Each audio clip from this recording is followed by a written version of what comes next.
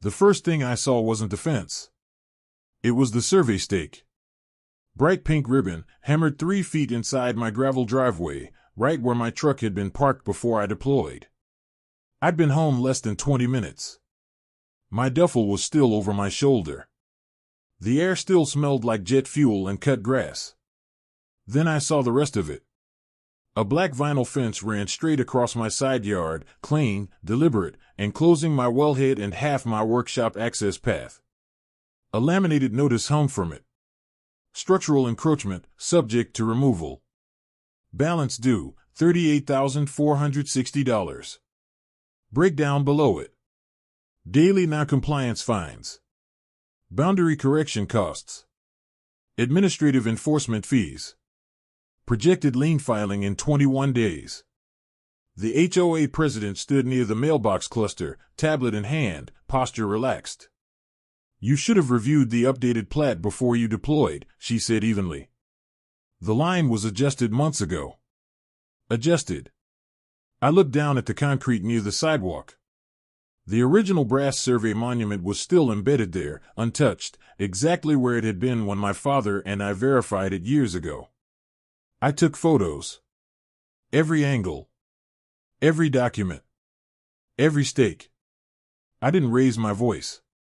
There's only one office in this county authorized to move a recorded boundary. And it doesn't operate out of a homeowners association.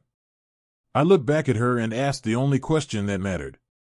"When was this replatted with the county?" She smiled. "It was voted. Properly. If the line had really moved, why was the original monument still in place? If you've ever seen paperwork used like a weapon, stay with this one. This isn't about shouting louder, it's about reading deeper. Because when someone moves a line on paper, they're betting you won't check the record. Let's see what the record says. I bought the property 8 years ago, before the subdivision fully wrapped around it. Half an acre. Slight slope. Deep groundwater. Enough space for a workshop and a gravel drive wide enough to turn a trailer without cutting into the grass. It wasn't flashy. It was precise. My father had walked the boundary with me the week I closed. He'd retired after 30 years as a licensed survey technician. We located the brass corner monument set into the sidewalk, checked the rear pin near the drainage culvert, and verified the measurements against the recorded subdivision plat. Book 214. Page 77. Clean. Simple. Fixed. When the new development expanded, an HOA formed around the newer homes. I was automatically annexed under the original declaration, though my lot predated most of the build-out. At first, it was minor, mailbox paint standards, trash can timing, fence height limits. Then the tone shifted. The board began talking about uniform frontage alignment. They didn't like that a few legacy lots, including mine, broke the symmetry of their drainage and parking layout plan. At one meeting before I deployed, the president presented a rendering of expanded visitor parking and a landscaped runoff corridor that would run along the east side of the neighborhood. My east side. She described it as a boundary harmonization effort. Small adjustments. Administrative cleanup. Nothing dramatic. I asked one question that night: "Has this been submitted to the county?"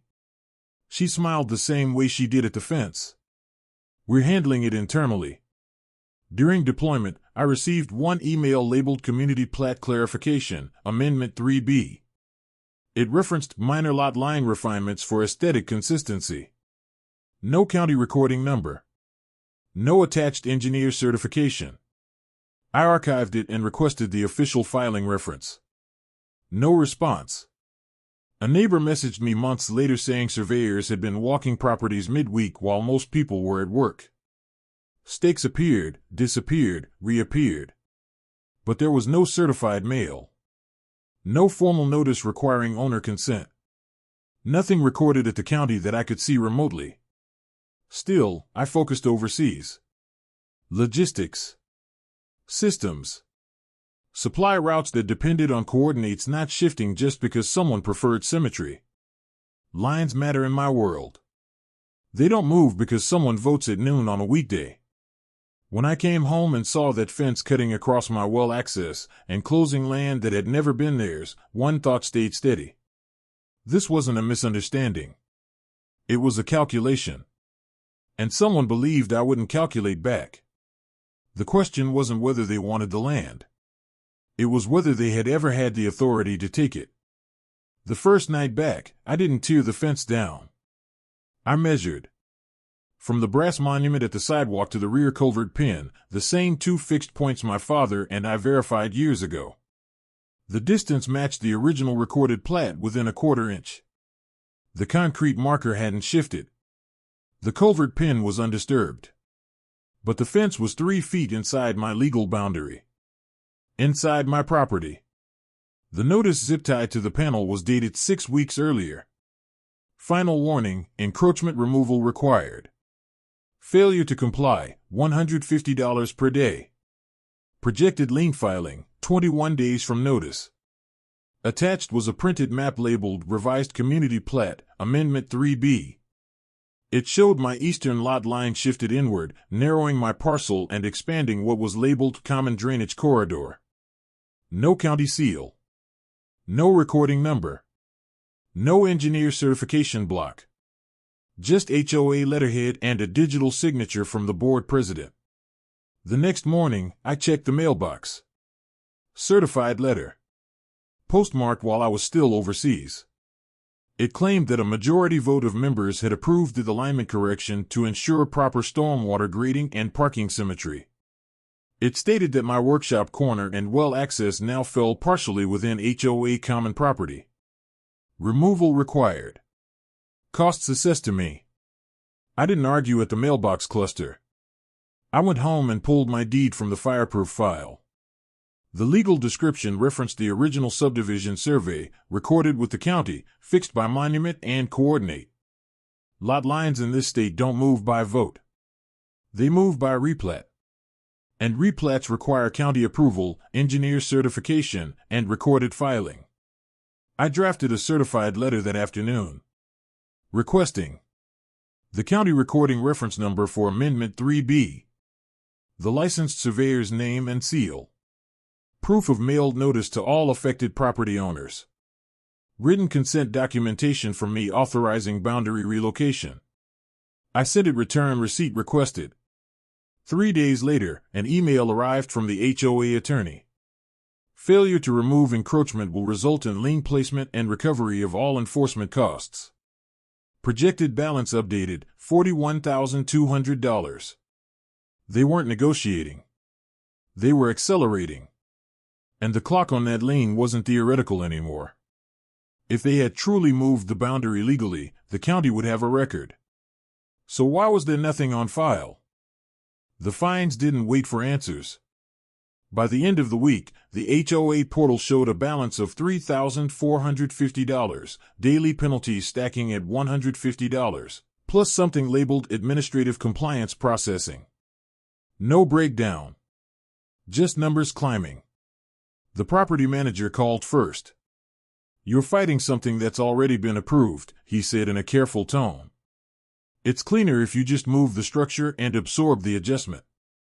"Approved by who?" I asked. "The board." That wasn't the same thing. I drove to the county clerk's office the next morning with copies of Amendment 3B in a folder. The clerk searched the subdivision name, then my parcel number. "No amended plat recorded," she said. "Last official filing was 8 years ago." "Original subdivision map." I asked specifically about boundary relocation. She shook her head. "That requires replat approval, engineer certification, public filing." We'd have it. I documented her name and the date. Next stop, the local planning desk. Same result. No replat. No engineer certification.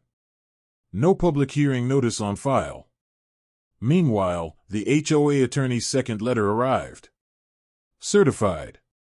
It stated that the membership had passed a supermajority vote authorizing lot line harmonization. It warned that continued refusal would result in lien filing, court costs, and possible foreclosure under association enforcement authority. The projected balance now read $42,870, including anticipated legal recovery. Anticipated. They were charging me for legal fees that hadn't even been incurred yet. I responded in writing again. Requesting the vote tally sheet with owner names, proof of quorum, meeting notice mailing records, surveyor license number. 3 days later, I received a PDF. Redacted attendance list. No mailing proof. No surveyor name. Just digital signatures from board members. The meeting had been held at 12:15 p.m. on a Wednesday. No absentee ballots attached. I recognized several neighbor names, people who worked full-time jobs. Something didn't align. The fines jumped to $250 per day for continued obstruction of common area development. The portal balance crossed $50,000 projected within weeks.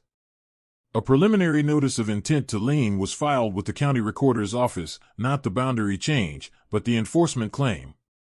That one they recorded quickly. The difference wasn't subtle. They hadn't recorded a boundary move, but they were very comfortable recording a lien. I contacted base legal assistance. The JAG officer reviewed the documents carefully. An HOA can regulate use, he said. They cannot relocate a recorded lot line without county approval. And enforcement actions taken during active duty absence may trigger additional review under federal protections. He asked for copies of everything. I had them already scanned, timestamped, and organized. The next invoice hit my account that evening. Current balance, $51,340. Lien filing date scheduled. The language had shifted. No longer asking. Now threatening asset recovery. They believed the pressure would break me. They believed the numbers alone would force compliance. But numbers only matter if the foundation beneath them is valid. And I hadn't yet seen proof that the foundation existed. If the vote was real and the amendment valid, there would be a public record. So why did every office I visited show the same thing? Nothing. The email subject line read, Mandatory Community Session, Drainage Realignment Update. My name was in the second paragraph. Lot 18 remains in noncompliance following approved boundary harmonization. They scheduled the meeting for Thursday night in the clubhouse, the same room where they'd first shown the parking expansion renderings months earlier. I went. Not to argue. To listen. The room was full. Folding chairs. A projector humming softly. On the screen, a slide titled Community Uniformity Initiative, Phase 2. My lot was highlighted in red. The HOA president stood at the front with a laser pointer. As you can see, she began, voice steady and professional, the realigned boundary ensures proper drainage flow and consistent frontage depth across all affected parcels. Affected parcels. There were 2 others circled in yellow. But only mine was labeled active enforcement.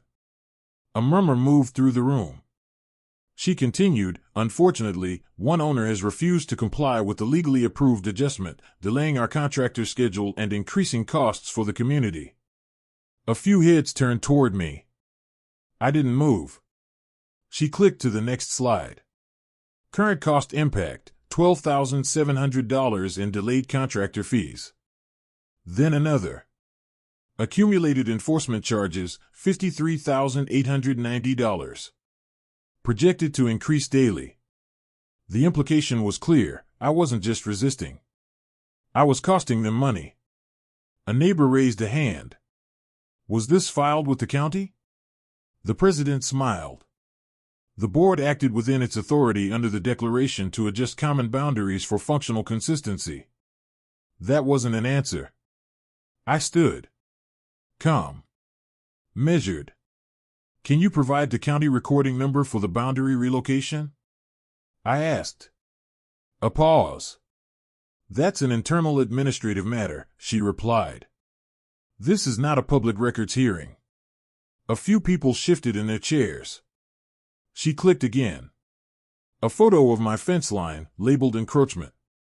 We have initiated lien proceedings, she said. If unresolved, foreclosure timelines may apply. There it was. Public humiliation as leverage. The message wasn't subtle: comply or risk losing your home. I sat down without responding further. By morning, a printed notice appeared on the community bulletin board near the mailboxes. Lot 18, enforcement status pending. No explanation. Just implication. The HOA portal updated again. Daily fines increased to $250. Projected balance, $58,200. A final opportunity to cure letter arrived that afternoon. 7-day deadline before lien formalization and legal escalation. They weren't just asserting authority. They were manufacturing inevitability. To the outside observer, it looked like I was cornered. Fence in place. Lien pending. Community pressure mounting. Financial numbers rising faster than reason. They had slides. Votes. An attorney. And the confidence of people who believe paperwork equals power. From the outside, it looked like they'd already won. And if this really had been a lawful boundary change, maybe they had. But there was one thing they still hadn't shown. One number. One recording reference. One public filing that proved the line had ever legally moved. Without that, the fence wasn't enforcement. It was trespass. The lien clock was ticking. The meeting ended with applause from a handful of board loyalists. The president closed with a final line. Compliance is always cheaper than resistance. For most people, that might have been true. But compliance only applies when the rule exists. And I still hadn't seen proof that this one did. The lien filing date was now officially scheduled. On paper, they were tightening the net. From the outside, it looked like dominance. And that's exactly what they wanted everyone to believe. That night, the house felt smaller. Not because of the fence. Because of the numbers. $58,200 projected. Lien pending. 7 days. I sat at the kitchen table with the original deed laid flat under the overhead light. Book 214. Page 77. Legal description running in measured language from monument to monument, fixed, not flexible. In deployment, coordinates are everything. A supply convoy doesn't arrive approximately. It arrives at a grid reference that doesn't shift because someone prefers a cleaner line on a map. But here, the pressure wasn't coming from terrain. It was coming from paper. The bank notification sat unopened beside my laptop. I already knew what it said. Encumbrance. Risk assessment. Automated concern triggered by lien activity. For a moment, I let myself calculate the worst-case scenario. Legal fees stacking. Time off duty for hearings. Credit damage. Neighbors assuming guilt. There's a fatigue that doesn't come from noise, it comes from sustained pressure. They weren't yelling. They weren't threatening physically. They were just tightening. Part of me wanted to cut the fence down and move the workshop corner 2 feet inward. Pay something. Make it disappear. But that wasn't the issue. The issue was whether a private vote could override a public record. I opened the scanned copy of Amendment 3B again. No engineer seal. No county file number. No adjacent owner consent. If I backed down now, that document would stand unchallenged, not just for me, but for the 2 other parcels highlighted in yellow. Systems don't correct themselves. They're corrected by friction. I closed the laptop and picked up the phone. County archives had confirmed the original survey existed. Tomorrow, I would request a certified monument verification. If the brass marker at the sidewalk still aligned with Book 214, then nothing had moved. And if nothing had moved, then the only thing escalating was a lie. The pressure was real. But so was the record. And records don't bend just because someone votes at noon. The lien posted on a Tuesday. Not a warning. Not a draft. Recorded. I saw it before the email notification even arrived, indexed under my parcel number at the county recorder's office. Notice of assessment lien, enforcement action. They hadn't recorded a boundary change, but they had recorded debt. By afternoon, my mortgage lender sent an automated alert, title encumbrance detected. A request for clarification within 10 business days. The HOA portal updated again. Total balance, $61,740. Legal escalation initiated. A certified letter from the HOA attorney followed that evening. It outlined next steps. Court petition to enforce lien. Recovery of attorney's fees. Potential foreclosure timeline if judgment entered. Projected total exposure now listed above $74,000 including anticipated court costs. They were no longer implying consequences. They were formalizing them. Neighbors noticed. The enforcement notice remained posted near the mailboxes. My lot number circled in red ink. Someone had written "Why fight it" in pen underneath. At the clubhouse, I overheard two residents talking. Why doesn't he just move it? It must be legit if there's a lien. That was the strategy. Make resistance look irrational. The fence stayed up. The well access remained partially enclosed behind HOA panels. The contractor trucks began staging materials near the drainage corridor as if expansion was inevitable. I received a hearing notice, short calendar review scheduled in 2 weeks regarding enforcement validity. It read like procedure. It felt like inevitability. From the outside, it looked finished. They had a recorded lien. Rising financial pressure. Public opinion leaning their direction. Legal representation prepared. And I had a folder of documents and a corner monument that most people would never notice. For the first time since coming home, it appeared they had successfully boxed me in. If the court upheld the lien even temporarily, the leverage would shift entirely to them. On paper, they were winning. But liens enforce debt.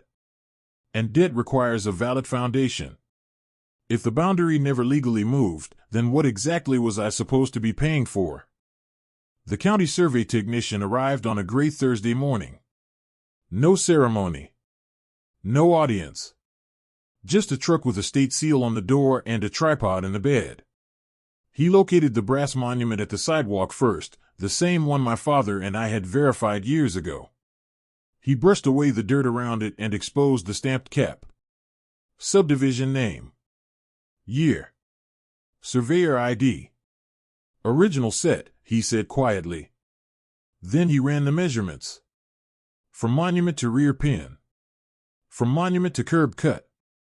Cross-reference to the recorded subdivision map, Book 214. He checked the coordinates twice. Nothing had shifted. Was there a replat? He asked. Not that the clerk can find, I replied. He nodded and wrote something on his clipboard. Later that afternoon, I went back to the county archives and pulled the certified copy of the original subdivision survey. There, in the legal notes section, was a clause I hadn't focused on before. All lot boundaries fixed by monument and recorded plat shall remain as filed unless altered by county engineer-approved re-subdivision and recorded instrument. Not HOA approval.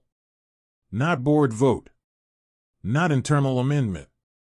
County engineer-approved re-subdivision. I compared that to Amendment 3B. The HOA document didn't reference re-subdivision.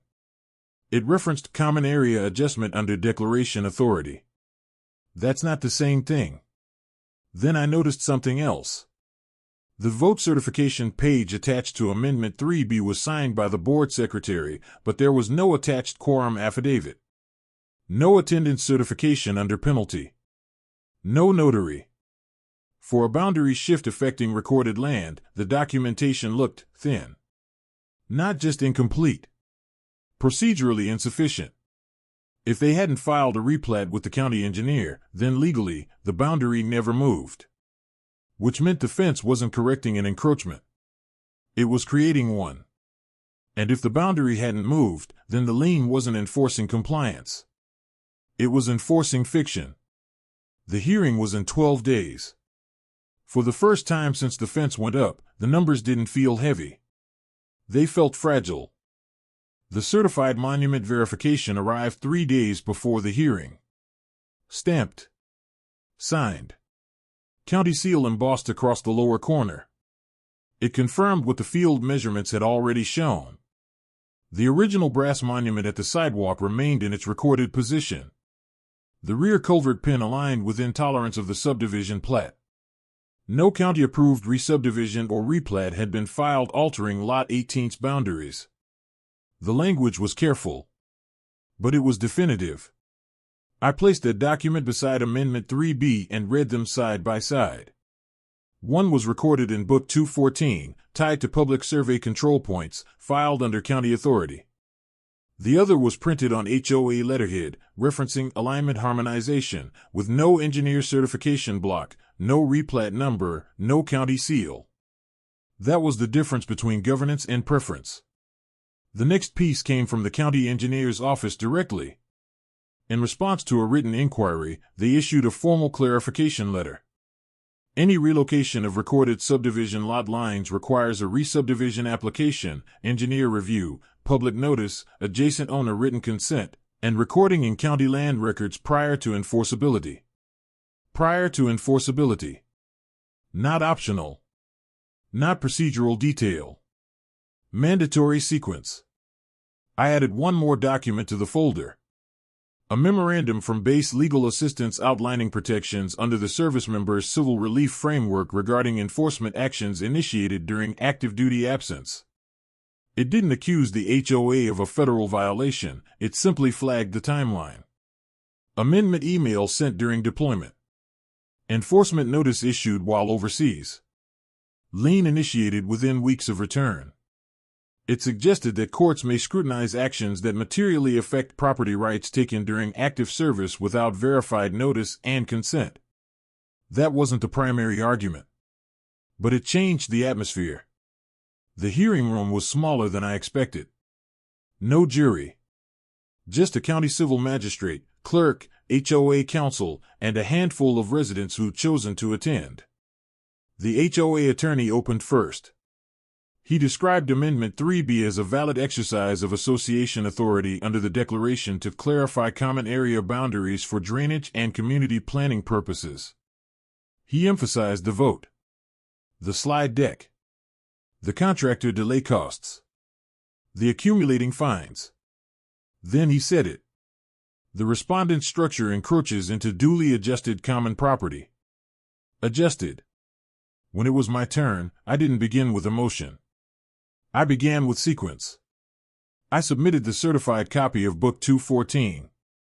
Then the monument verification report. Then the county engineer's clarification letter. Finally, Amendment 3B. I asked one question aloud.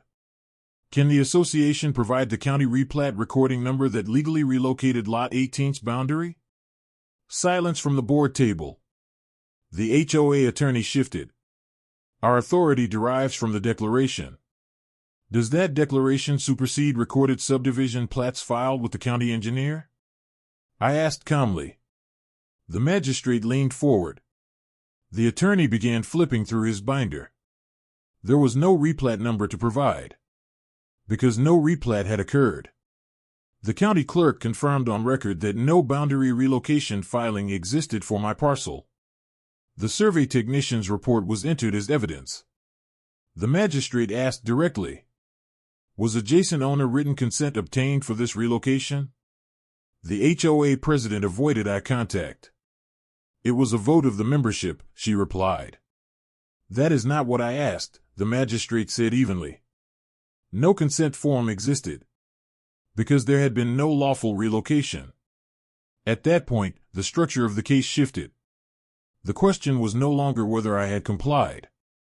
The question was whether the HOA had authority to enforce a boundary that never legally moved. The attorney attempted to pivot. The association acted in good faith reliance on its governing documents. The magistrate responded. Governing documents do not override recorded land titles absent statutory procedure. The room changed. Not dramatically, but perceptibly. The board members who had appeared confident at prior meetings were now whispering between themselves. The lien, recorded aggressively, now hung exposed. If the boundary never moved, then the fines assessed for encroachment were unsupported. If the fines were unsupported, then the lien securing those fines was invalid. And if enforcement had been accelerated during an active duty absence without verified replat compliance, the optics were not favorable. The magistrate requested clarification on the financial motive behind Amendment 3B. Contract documents were subpoenaed. It emerged that the drainage corridor expansion and parking alignment contract had been contingent upon expanding the common area footprint, specifically along my eastern boundary. The adjustment wasn't aesthetic. It was structural to the contractor's grading plan. Without my 3 feet of frontage, the corridor narrowed and required redesign. The HOA had voted first, then treated that vote as if it replaced county authority. They had built a fence based on an internal document. They had recorded a lien based on fines derived from that fence. They had escalated numbers assuming the foundation would never be examined. But the foundation had never been filed. The magistrate did not rule immediately. Instead, she scheduled a formal evidentiary continuation and ordered temporary suspension of lien enforcement pending review. Temporary, but decisive. The fence still stood. The lien still appeared in record. But enforcement was paused. The board left the room quietly. No remarks. No procedural confidence. Just a tightening around the edges. As I packed the folder back into order, the HOA attorney asked one final question under his breath. "Why didn't you just move the workshop?" I looked at him and answered without raising my voice. Because the line never moved. The next hearing would determine whether the lien survived at all. And for the first time since I stepped off the plane, the pressure wasn't mine. It had shifted. They had moved a fence. But they had never moved the law. And now the record was speaking for itself. The evidentiary hearing was scheduled for 9 a.m. This time, the room was fuller. Word had spread. 2 homeowners whose parcels had been highlighted in yellow during the HOA presentation were present. The contractor's project manager sat near the back. 3 board members occupied the front row beside HOA counsel. The fence was still standing. The lien was still visible in the public index. But enforcement had been paused by order of the court pending review. The magistrate opened with one sentence. "We are here to determine whether the association possessed lawful authority to relocate a recorded lot boundary and enforce penalties based upon that relocation. Not aesthetics. Not uniformity. Authority." The HOA attorney began again, but the tone had changed. Gone were the slides. Gone were the dramatic cost projections. He focused on governing documents. The declaration permits boundary clarification for functional purposes. The magistrate interrupted. "Clarification is not relocation." Then she turned to the county survey technician. He testified first. "The brass monument at the sidewalk remains original and undisturbed. Measurements align with Book 214 within acceptable tolerance. No county replat has been filed for Lot 18. Can a homeowners association relocate a recorded boundary without engineer approval and filing?" the magistrate asked. "No," the technician answered plainly. Next, the county clerk confirmed. "No amended subdivision map recorded. No adjacent owner consent instrument filed. No engineer-certified re-subdivision application submitted." Then came the contractor. Under questioning, he acknowledged that the drainage expansion and parking alignment required 3 to 4 feet of additional frontage across the eastern corridor. "And was your contract contingent upon obtaining that frontage?" the magistrate asked. "Yes," he replied. "The grading plan assumed it." "So without Lot 18's 3 feet, the design changes?" "Yes." The financial motive, previously implied, now sat on the record. The HOA president took the stand. She described Amendment 3B as a good faith governance action. The magistrate asked directly, Did you obtain written consent from the owner before moving his recorded boundary? It was a membership vote, she repeated. That was not my question. Silence. No, she admitted. Did you submit a re-subdivision application to the county engineer? No. Did you verify statutory procedure before installing the fence? A pause long enough to be felt. We believed our declaration permitted it. Belief wasn't the standard. Procedure was. Then the financial ledger was entered into evidence. Daily fines assessed at $150, then $250. Administrative compliance processing charges. Anticipated legal fees added before incurred. Recorded lien total exceeding $61,000. All premised on an encroachment into land that, according to the county record, had never changed ownership. The magistrate leaned back slightly. Mister, she addressed me, state your position clearly. I stood calm. I relied on the recorded subdivision plat and fixed monument. The association installed a fence inside my legal boundary without a county replat, engineer certification, or my consent. All fines and lien actions derive from that unauthorized relocation. No anger. No accusation. Just sequence. The HOA attorney attempted one final pivot. Even if procedural defects occurred, the association acted for community benefit. The magistrate's response was measured. Community benefit does not nullify recorded land title. She reviewed her notes. The room was silent except for paper shifting. Finally, she spoke. Based on testimony and documentary evidence, Amendment 3B did not constitute a lawful boundary relocation under state land use statute. The association lacked authority to move the recorded lot line absent engineer approval, re-subdivision filing, and adjacent owner consent.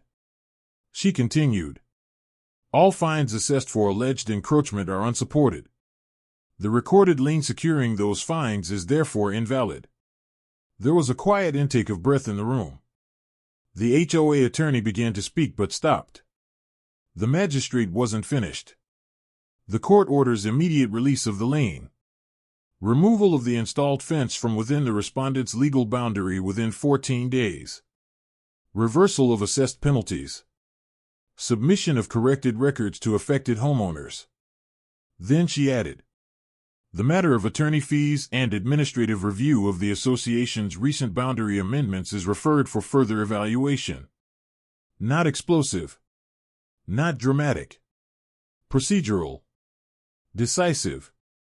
The HOA president stared straight ahead. No slide presentation this time. No cost impact chart. No public labeling of noncompliance. Just a ruling. As the clerk finalized the entry, one of the homeowners in the back whispered to another, so the line never moved? I gathered my documents slowly. The contractor left first. The board members followed, without speaking to residents. Outside, near the courthouse steps, the HOA attorney approached me. This didn't have to escalate, he said quietly. It didn't, I replied. Then I gave the only sentence that mattered. Private votes don't rewrite public records. No raised voice. No triumph. Just fact. The fence was still standing for the moment. But it no longer had authority behind it. The lien would be released. The fines would unwind. And the narrative of noncompliance would collapse under correction. For weeks, they had projected dominance. They had displayed numbers. They had framed me as obstruction. But authority without procedure isn't authority. It's assumption. And assumption doesn't survive record review. The public humiliation attempt had reversed. Not because I shouted louder. Because I waited for the right document. And once it was entered into the record, the rest followed on its own. The lien release was recorded 6 days later. Not quietly, formally. Stamped by the same county recorder's office that had indexed the enforcement notice weeks earlier. The entry read, lien void of court order. No asterisk. No partial correction. Void. My mortgage lender updated their system within 48 hours. The automated warning disappeared from the account dashboard. The title encumbrance flag cleared. The financial numbers that had climbed past $61,000 evaporated line by line inside the HOA portal. Daily fines reversed. Administrative fees removed. Projected legal recovery deleted. Balance $0. But the correction didn't stop at zero. The court's written order required reimbursement of county filing fees associated with the lien, certified document costs, statutory court costs. Attorney fee review remained pending, but the administrative correction was immediate. 14 days after the ruling, the fence came down. Not dramatically. No apology ceremony. Just a contractor with a pry bar and a truck. The panels that had cut across my well access were stacked neatly along the curb. The survey stakes were removed. The drainage corridor markers were shifted back to the original boundary, the one recorded in Book 214. The county engineer's office issued a written compliance notice to the HOA. Amendment 3 be declared nonconforming to statutory re-subdivision requirements. Any future boundary modifications must follow engineer review and recorded replat procedure. Adjacent owner consent required for relocation of recorded lot lines. 2 additional homeowners filed written inquiries regarding their highlighted parcels. The Community Uniformity Initiative slide deck disappeared from the HOA website. At the next board meeting, attendance doubled. Residents asked questions that hadn't been asked before. Who verified the legal authority? Why was there no county filing? Why were fines assessed before confirmation? The board president's tone had changed. No longer procedural confidence, now measured defensiveness. Within a month, 2 board members resigned for personal reasons. A special election was scheduled. The contractor withdrew from the drainage expansion project, citing design modifications. The projected parking expansion was postponed indefinitely. No criminal charges were filed. There had been no forged deeds. No falsified government records. What happened was simpler and more revealing.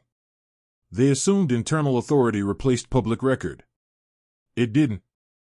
The administrative correction notice from the court was posted in the clubhouse lobby for 30 days, as required. Not as punishment. As record. The language was clinical. The association exceeded its authority in attempting to relocate a recorded boundary absent statutory compliance. Exceeded its authority. That phrase mattered more than the money. Because it recentered the structure of power in the neighborhood. HOAs regulate. Counties record. Courts enforce.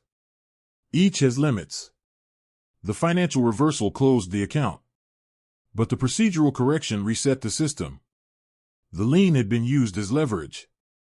Now it stood as evidence. Evidence that documentation, when examined carefully, outranks assumption. The well access was clear again. The original brass monument remained where it had always been, flush with the sidewalk, stamped and steady. No celebration followed. No victory lap. Just restoration. And one administrative truth entered permanently into the record. The boundary never moved. Everything else had. The morning after the fence was removed, the yard looked wider. Not because anything had expanded. Because nothing was pressing against it anymore. The gravel drive curved cleanly past the workshop again. The well access sat unobstructed, quiet, and functional. The brass survey monument at the sidewalk caught the early light, its stamped letters still sharp beneath a thin layer of dust. I brushed it clean with my thumb. Same coordinates. Same line. Same record. A neighbor walking his dog slowed near the curb. "Looks like it worked out," he said. "It was always going to," I replied. The new board election notice hung beside the mailbox cluster. No bold red enforcement sheets. No lot numbers circled. Just procedure. That evening, I stood at the edge of the eastern boundary, the real one, and looked down the line toward the culvert pin in the distance. Invisible to most people, but fixed. There's a difference between moving a fence and moving a boundary. One takes tools. The other takes authority. And authority, when it's real, leaves a record. The line never changed. Only the people who tried to move it did.